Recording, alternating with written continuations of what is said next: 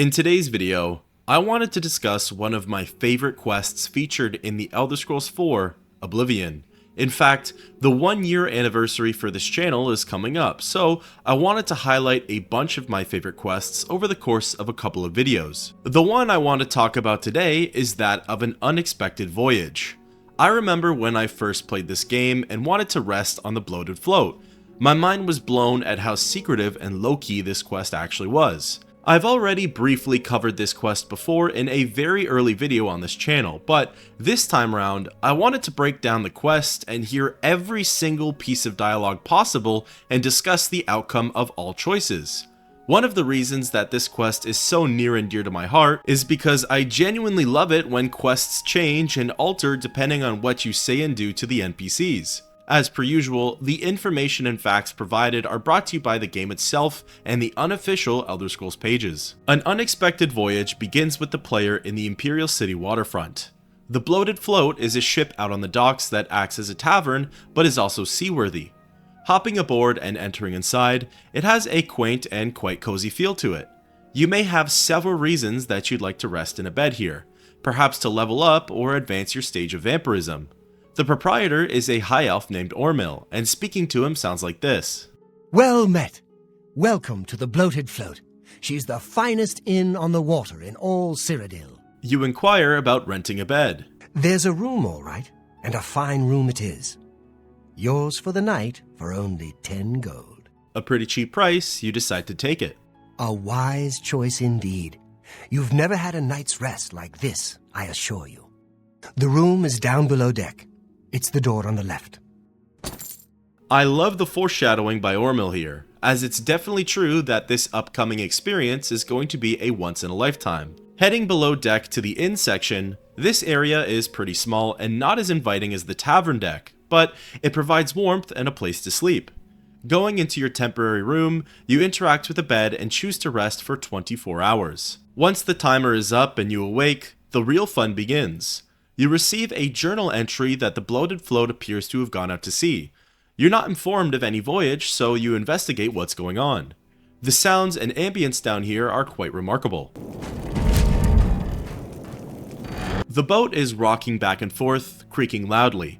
In the distance, someone is banging hard on what could be a wall or door, and it sounds like there's someone pacing around outside. Opening the room door, you're immediately met with a stranger, clad in armor and armed with a Daedric longsword. You take a step forward and he approaches you. Hey, who in Oblivion are you? You don't look like one of the Blackwater brigands. This is where the quest really shines. You have 2 dialogue prompts here. The first one you choose is none of your business.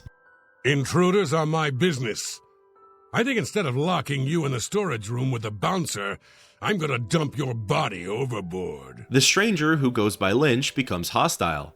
A fight breaks out, which is fine, but there are further dialogue options to go with and learn from. Telling him that you're a passenger sounds like this. What? I was told there are only 2 others on board. I locked the bouncer in the storage room, and she has the owner, so that leaves you. Now I'll ask again. Who are you? You're then prompted to reply with a city watchguard or a member of the gang. First, you choose the former. City Watch? I doubt it. But since you have aligned yourself with them, I think it's time to put an end to this conversation. Ha! Telling him that you're a member of the gang sounds like this. There's no one else in our group except the 4 of us.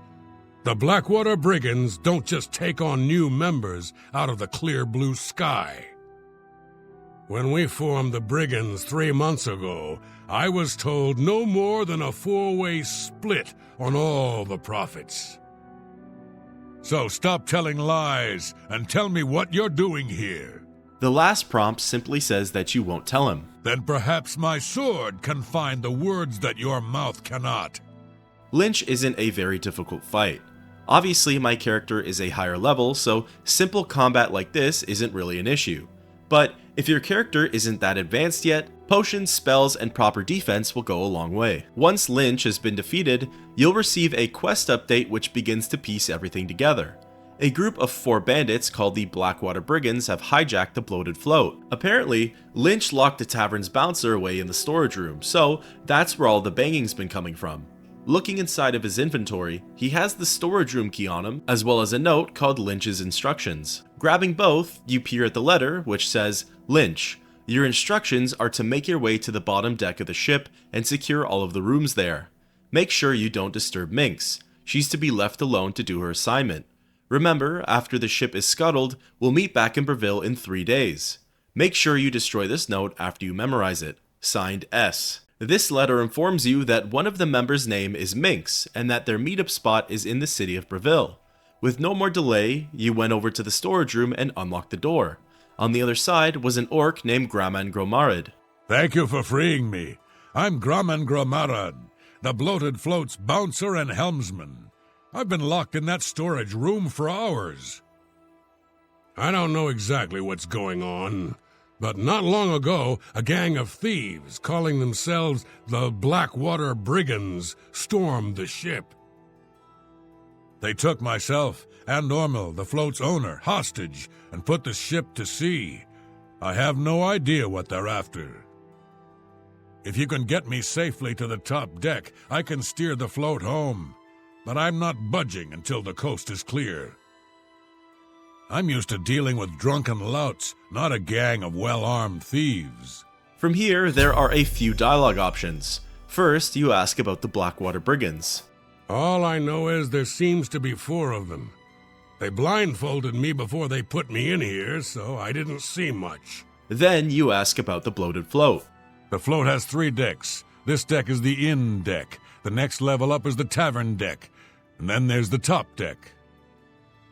Exiting the conversation, the fun continues. Just beside the storage room is the door that leads up to the tavern deck. Ascending up it and looking around the corner, you'll lay eyes on the next bandit. Approaching her goes like this. Oh, there.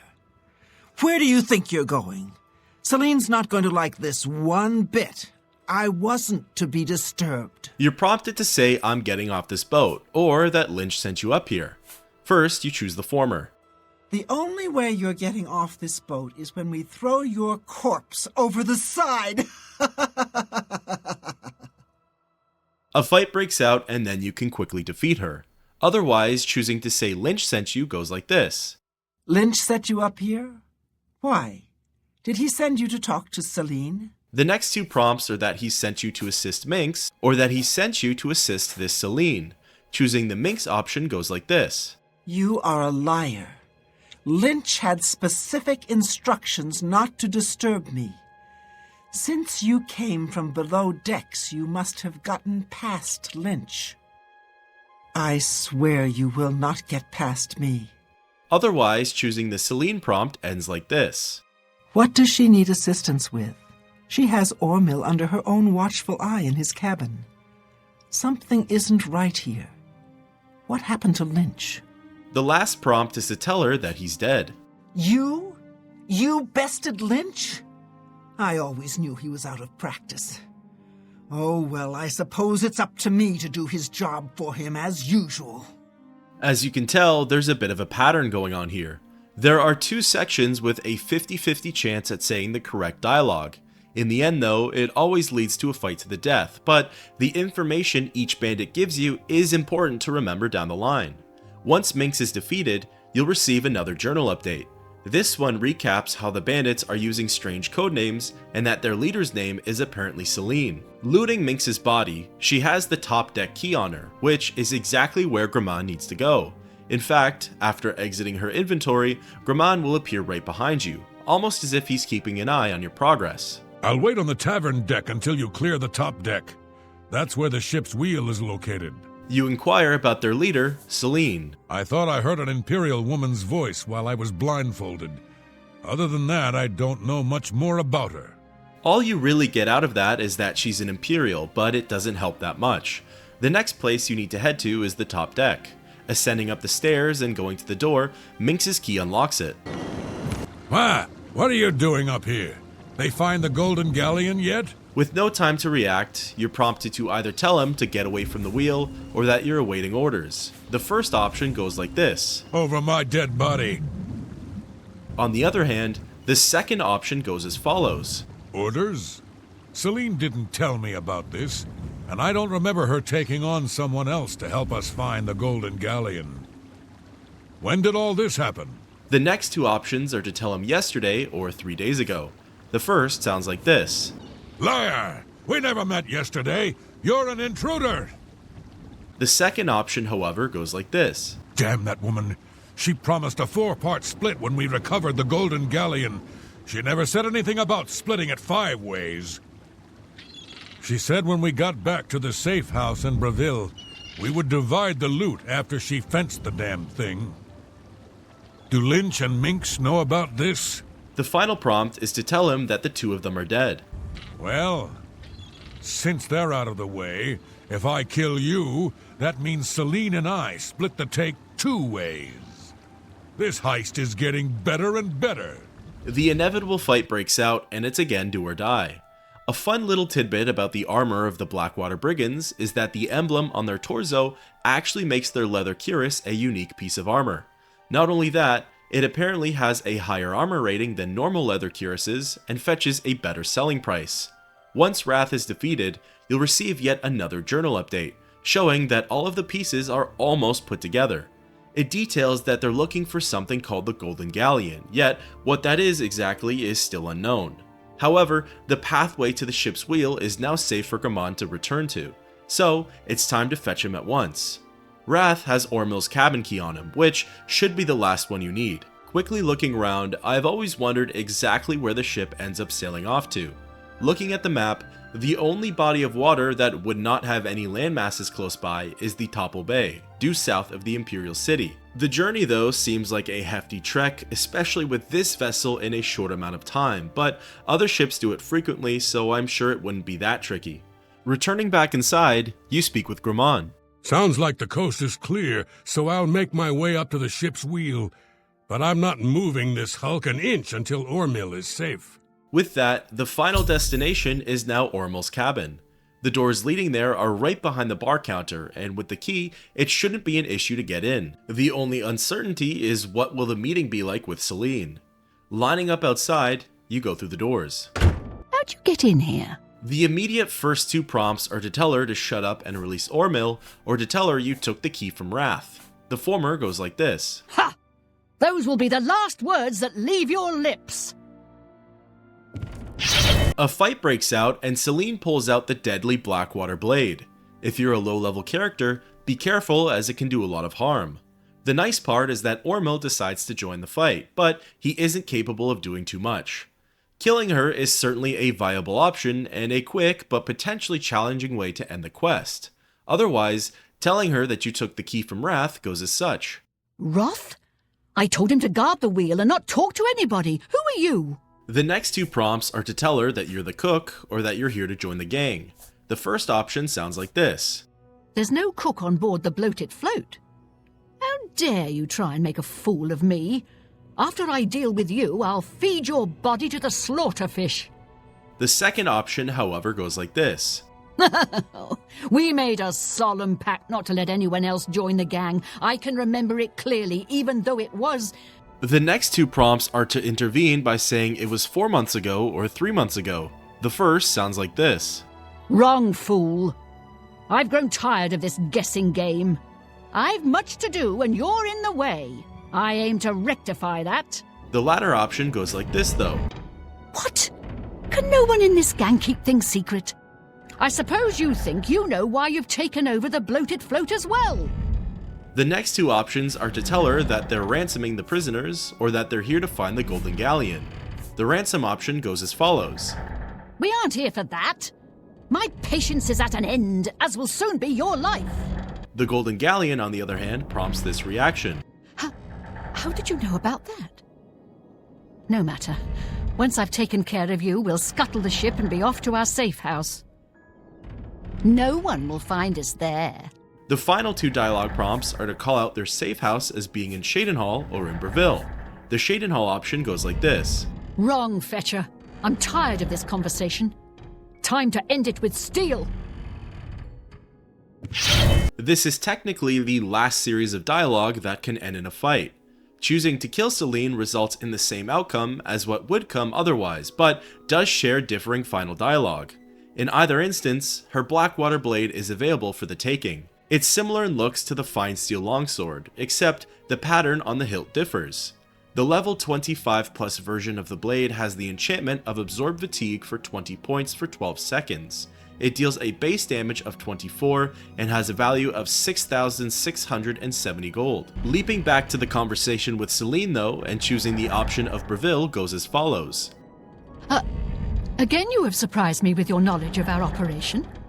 I suspect Lynch didn't check all the inn routines before we departed. You must have been hiding down there and made your way up here. How did you get past Minx, Roth, and Lynch? The last prompt is to tell her that you killed all of them. Impossible. You defeated the three of them alone? I'm humbled by your skill, and fear that assaulting you would lead to my own quick demise. Please accept my surrender. Here's my blade. Please, no treasure is worth my life. The bloated float is yours. The diplomatic option results in no fight, Selene's surrender, and her willing release of the Blackwater blade. It's now time to speak with Ormil. Thank goodness you arrived when you did. I feared that I'd be thrown to the slaughterfish. First, you inquire about the Blackwater brigands. If you get Selena safely locked up, I can tell you all I know. I won't feel safe until you do that. I've already surrendered. What more do you want?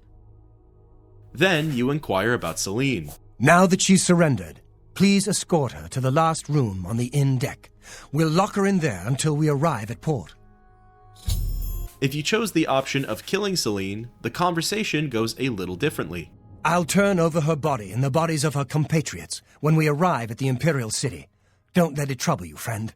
Escorting Selene down below deck goes pretty smoothly, and she doesn't offer much in the way of resistance or even dialogue. Once you get near the door, she willingly enters inside and the game prompts you to return back to Ormil. Doing so, he'll give you a better response to the Blackwater Brigands topic, which is also the response he gives right away if Selene is ultimately killed. Now that Selene is locked up safely below, I think we can all breathe a little easier.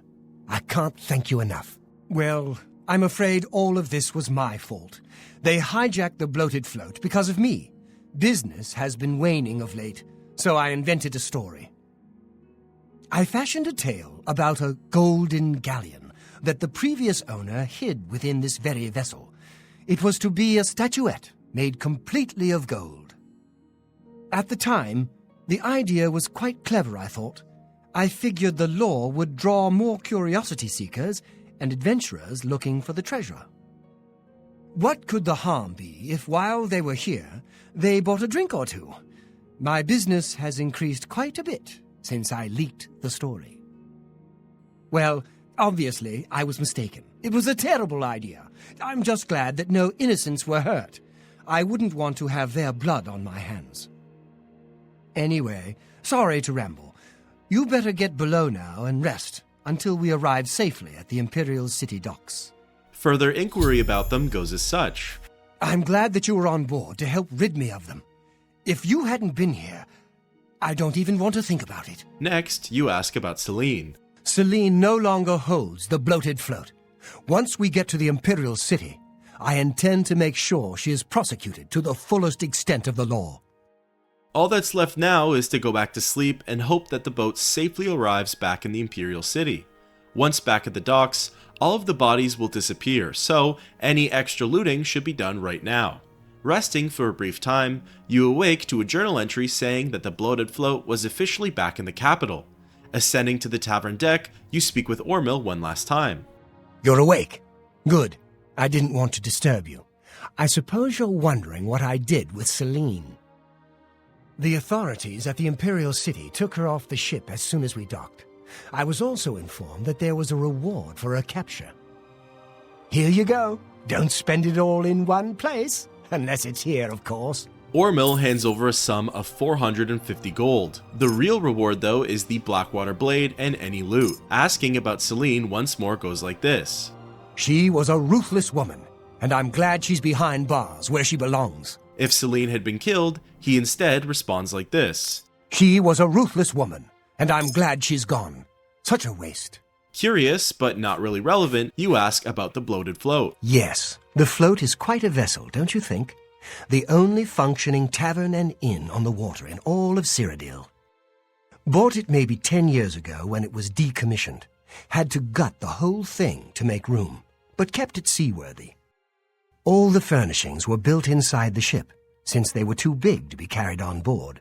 Spared no expense. Exiting the conversation with Ormil, the last one you can speak with is Gramon. You're welcome on board the bloated float any time. When asked about Selene, if she was arrested, he says this. I saw them haul her off to jail. She was not happy. Otherwise, if killed, Gramon says this. Too bad she's dead. She wasn't a bad-looking woman. For an Imperial, that is. And that wraps up the quest, An Unexpected Voyage. Interestingly, even though you're explicitly told that Selene was arrested, she can't be found in the prison section of the city. This is likely where the old multiple prisons theory comes into play, but it would have been neat to hear her dialogue whilst behind bars. Unfortunately, even though it's stated multiple times that the Blackwater Brigands have a base in Breville, it's never been disclosed or been discovered. No one in the city knows or makes mention of the bandit crew. Perhaps they were being general when they said it was in the city of Breville, and it's actually in a nearby cave, ruin, or fort. Either way, we'll never know. Interestingly, for every single Blackwater member and their dialogue, the second or bottom dialogue option is the one to always progress further, so you don't even have to pay attention to the facts and what's going on. I love the amount of dialogue and pathways that this quest can deviate off to. Even though it all ends up in and around the same place, it's just so much fun to get to interact with the NPCs in a fun and unique way. As mentioned in the beginning, this is one of the few highlighted quests that I'd like to re-go over for this channel's 1-year anniversary. If you have any suggestions on which one I should do next, I'd love to hear it. Until next time, keep on adventuring.